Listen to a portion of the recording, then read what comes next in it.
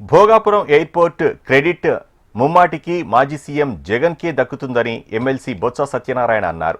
Airport భూసేకరణకు Jagan 1000 కోట్లు కేటాయించారని తెలిపారు. Bhogapuram Visakha city మధ్య కనెక్టివిటీ చాలా అవసరమని, వైజాగ్ భోగాపురం అనుసంధానం చేసేలా హైవేను నిర్మించాలని ఎమ్మెల్సీ బొత్స సూచించారు.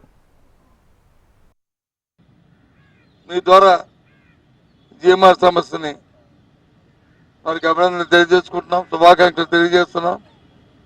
అనుకున్న మాట ప్రకారం ఆ రోజు ఫౌండేషన్ వేసినప్పుడు, జగన్మోహన్ గారు ఫౌండేషన్ వేసినప్పుడు నేను కూడా ఆయనతో ఉన్నాను.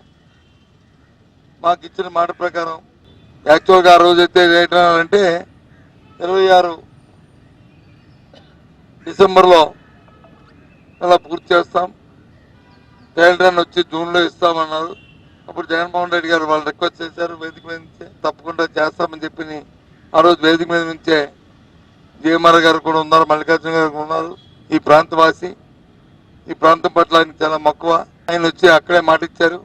ఆ ఇచ్చిన మాట ప్రకారం వారు ట్రయల్ రన్ని ఇప్పుడు వేసి జూన్ నెలలో ఆపరేషన్ స్టార్ట్ చేస్తానని ఏదైతే మాట ఇచ్చిందాన్ని నిలబెట్టుకుని జరిపించిన ఆ సంస్థకి, ఎందుకంటే ఈ మధ్యకాలంలో భారతదేశంలోని సంస్థలు చూస్తున్నాం, ఈ ప్రైవేట్ సంస్థలు వాళ్ళ పనితీరు